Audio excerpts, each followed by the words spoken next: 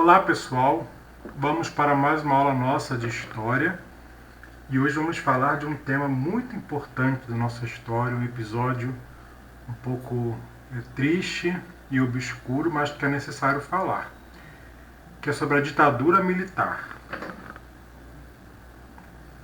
Bom, a ditadura militar ela começa com um golpe de Estado, um golpe civil-militar. O que vem a ser um golpe? E eu trouxe uma definição do dicionário de política do Norberto Bobbio. O golpe de Estado é um ato realizado por órgãos do próprio Estado. Diferentemente da guerrilha e da guerra revolucionária, cuja primeira finalidade é desgastar até o aniquilamento ou derrota das forças armadas ou policiais a serviço do Estado, o golpe de Estado é executado não apenas através de funcionários do Estado, mas mobiliza até elementos que fazem parte do aparelho estatal. Então, por que foi um golpe? Porque envolveu agentes do próprio Estado, que no caso são as Forças Armadas, e o golpe vai ser, no caso, civil e militar, não só militar. Hoje em dia, a historiografia concorda que o golpe foi civil-militar, porque além das Forças Armadas também teve o apoio de governantes e políticos da esfera civil, além, por exemplo, de outros setores, como a Igreja Católica e das elites brasileiras. Então, em 64, o presidente João Goulart ele vai ser deposto por um golpe. O cargo vai ser declarado vago pelo presidente da Câmara, que vai então assumir a presidência da República, que vai ser, na época, o deputado Raniero Mazzilli. A gente observa nessa manchete como a imprensa da época reagiu ao golpe e entendia esse golpe como um restabelecimento da democracia. Naquela época, a justificativa do golpe foi para afastar a tal ameaça comunista do Brasil. Aliás, é algo que sempre retorna à política brasileira, a suposta ameaça comunista, e que legitima ditaduras, perseguições políticas, censura e repressão. O suposto golpe comunista que o tempo todo é utilizado por grupos reacionários no Brasil.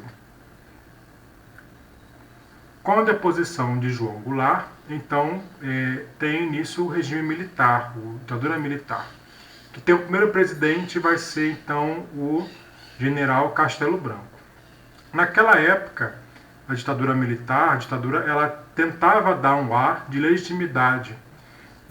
Embora houvesse repressões e censura, no caso, o Congresso permaneceu aberto por alguns momentos. Apesar de ter sido fechado vários momentos, foi fechado, mas o Congresso ele permaneceu funcionando. Porém, diversos políticos de oposição foram caçados. Além disso, também o Supremo Tribunal Federal continuou funcionando. Só que nesse regime militar havia os chamados atos institucionais, que eram o quê? Que eram, na verdade, decretos presidenciais feitos sem consultar nem o Congresso, nem a população, que alteravam as leis do país e davam amplos poderes ao presidente da República. O primeiro foi o AI-1.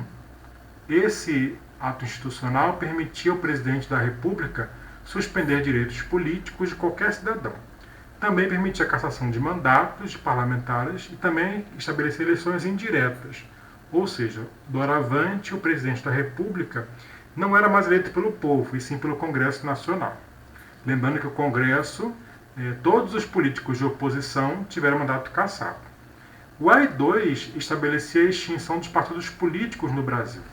E aí, no caso, foram criados apenas 2 partidos políticos. O primeiro partido político que foi criado no Brasil foi chamado Arena, que era a Aliança Renovadora Nacional, que era o partido do governo. E o outro era o Movimento Democrático Brasileiro, que seria, entre aspas, a oposição, o MDB.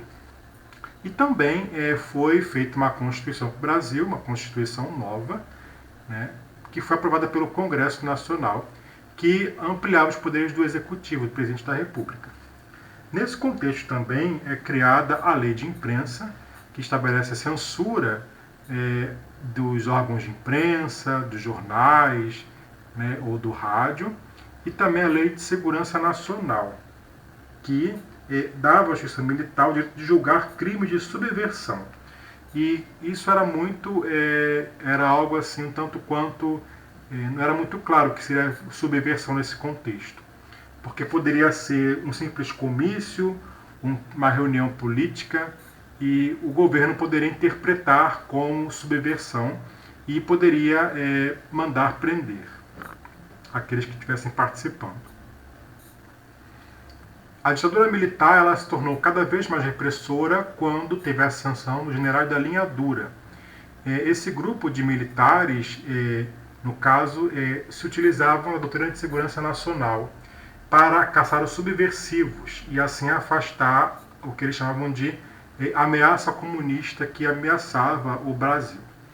Então, nesse contexto cada vez mais repressor, o povo passou então a exigir um fim da ditadura militar. Houve uma passeata dos 100 mil, né, que reuniu várias pessoas, exigindo o fim da ditadura militar, e também houve uma reação de estudantes, operários. Porém, essa reação do povo não foi aceita, não foi aceita pelo regime militar, que endureceu cada vez mais, com o AI-5. O AI-5 foi o ato institucional mais duro e repressor do regime militar, porque nesse ato institucional estabeleceu o investimento do Congresso Nacional. O Congresso foi fechado, no caso, entrou em recesso por tempo determinado. Estabeleceu também intervenção nos estados e municípios, caçava os direitos políticos, né, ou políticos eleitos pelo povo, decretou estado de sítio e suspendeu o habeas corpus. O habeas corpus é o quê? Nada mais é dispositivo jurídico que permite àquele que é julgado, ou aquele que foi julgado ou preso, ter o direito de responder em liberdade caso aquele tipo de acusação for abusiva. O governo Médici foi o governo auge do regime militar, o governo mais repressor e mais duro. Nesse contexto, no governo Médici, foi criado, na época, o Serviço Nacional de Informação, o SNI, que no fundo era um serviço de espionagem. O governo Médici ele importou tecnologia norte-americana para espionar, inclusive, universidades. Nesse contexto, professores foram presos, estudantes, e também espionar várias outras organizações que o governo considerava suspeito de subversão. Também foi criado o DOPS, a Delegacia de Ordem Política e Social, e o DOI-CODE, Destacamento de Operações de Informações de Centro de Defesa Interna. Esses dois órgãos, eles eram os órgãos responsáveis principalmente pela prisão dos opositores políticos, dos chamados subversivos, e também de obter a confissão, o que eles chamavam de confissão, ou até mesmo obter dessas pessoas a delação. Então era muito comum o uso cada vez maior de tortura. Nesse contexto de cada vez mais endurecimento, surgiram movimentos de guerrilha urbana e camponesa. Esses movimentos viram que não era mais possível obter e acabar com a ditadura por meio de diálogo ou de discussão democrática. Então partiram para a guerrilha urbana, para a luta armada. Então esses movimentos foram os que se destacaram nessa época, foram o ALN, que era, no caso, essa sigla quer dizer Ação Libertadora Nacional, que tinha como líder o ex-deputado Carlos Marighella. O outro era a Vanguarda Popular. Esse movimento era de caráter muito mais rural, que foi liderado pelo ex-capitão Carlos Lamarca. E o Movimento Revolucionário 8 de Outubro. Esse movimento, como eu já disse, o 8 de Outubro, ele chegou a sequestrar o embaixador dos Estados Unidos para exigir a libertação de presos políticos. Então, com isso, as práticas de tortura cada vez ficaram mais frequentes. Eram vários tipos de prática para obter a delação dos presos, como por exemplo o pau de arara, como a gente está vendo aqui, que era onde o preso ficava amarrado, algemado, e ali ele sofria qualquer tipo de tortura, como choques elétricos, ou apanhava de cacetete. Também a cadeira do dragão, que era outro tipo de tortura, em que ele recebia choques elétricos. No caso das mulheres, também tinham casos de introduzir, por exemplo, ratos na vagina, né, ou até outros animais. Eram práticas bem cruéis. E, inclusive, chegou a ter casos de tortura contra crianças. Um dos principais algozes e carrascos do regime militar foi o Carlos Alberto Brilhante Ustra, que era um dos principais mentores da tortura nesse período. Bom, durante o regime militar, a popularidade cresceu do regime militar, do governo Médici, por conta do chamado milagre econômico. O milagre econômico foi um período em que a economia brasileira cresceu de forma considerável, por diversos fatores. O primeiro foi a conjuntura internacional, bem favorável. A economia do mundo todo ela crescia, né, de forma considerável. Estados Unidos, Japão. E também houve naquele período, como o Brasil, grande parte da economia brasileira dependia do petróleo, também houve um grande crescimento da produção de petróleo naquele momento. Além disso, o governo brasileiro também promoveu incentivos fiscais para empresas estrangeiras e nacionais, para aumentar a atividade industrial no Brasil. E, somado a isso, para garantir lucros a grandes empresários, comprimiu e arrochou os salários durante um bom tempo. Então, no caso, a mão de obra brasileira é cada vez mais barata, o que garantia cada vez mais lucros para grandes empresários. Nesse contexto, era comum uma frase que dizia-se que era preciso que o bolo crescesse para então dividi-lo.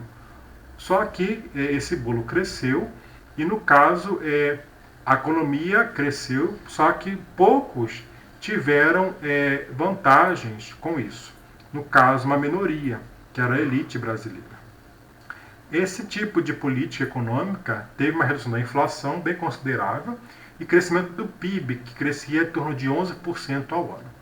E aí, nesse contexto, o regime militar começa uma propaganda ufanista. Médici ele vai, então, se apropriar, naquela época, do futebol. A Copa do Mundo de 70, que o Brasil se torna campeão mundial, ele, então, vai utilizar a Copa do Mundo como propaganda política, para, então, conseguir apoio popular. Então começam algumas propagandas, como naquela época, ame a Brasil, né? Ame ou deixe-o. Ou seja, você é brasileiro se você apoia o regime militar e não o contesta. Quem contestasse naquela época seria considerado, então, não era nacionalista ou patriota. É um pouco parecido com o que a gente vê hoje em alguns discursos, né, que aqueles que criticam os governos atuais não são patriotas. Né? Confunde-se patriotismo, como hoje, como naquela época, com subserviência. E não é isso. E também obras faraônicas naquele contexto. Né? Um outro slogan também que foi Brasil, né? Ninguém segura este país. Uma obra faraônica ficou muito famosa na época, que até hoje existe, a Ponte Rio-Niterói. Uma obra de arquitetônica singular, mas que também custou a vida de muitos trabalhadores naquele contexto. Também, nesse contexto, a produção cultural também criticava o regime militar, criticava a ditadura militar. Muitos artistas também, no caso, criticavam, faziam suas críticas por meio da arte, já que a censura é cada vez maior.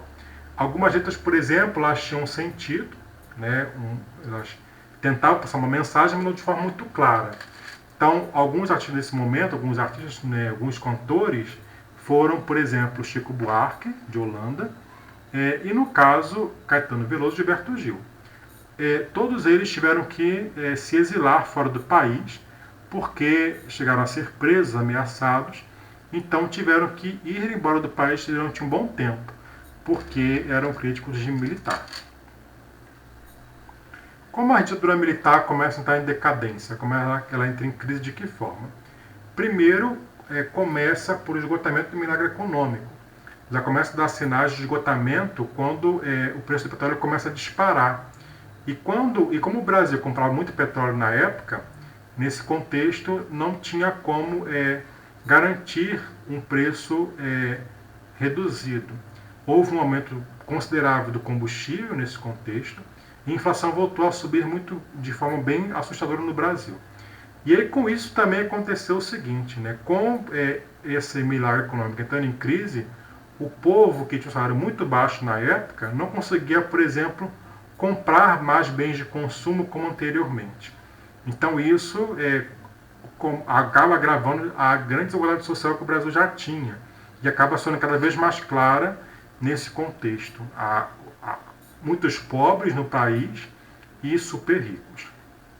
Além disso, naquele contexto também, o jornalista Vladimir Herzog vai ser chamado para depor numa delegacia, na verdade num quartel, e ele acaba sendo assassinado. Na época, tentou-se, digamos assim, maquiar o caso, dizendo que ele se suicidou, mas a imagem que circulou no país acabou também gerando uma grande aversão contra a ditadura militar.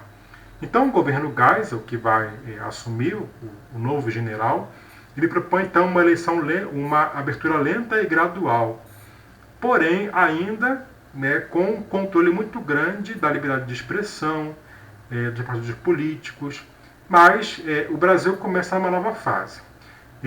Um dos primeiros sinais de que a ditadura começa a entrar em crise são as eleições municipais, que vão acontecer depois de muitos anos. Nas eleições municipais, quem vai ganhar, o partido que vai ganhar a grande parte dos municípios, vai ser o partido da oposição, o MDB, na época. Então começa a se exigir pela lei da anistia, ou seja, aqueles que, no caso, foram expulsos do país ou que foram presos por atos, digamos, subversivos naquele momento, teriam que ser anistiados pelo governo, pelo Estado. E a lei vai ser então aprovada. Na época, muitos artistas voltam para o Brasil, por conta da anistia. Então, fico por aqui e até a próxima aula.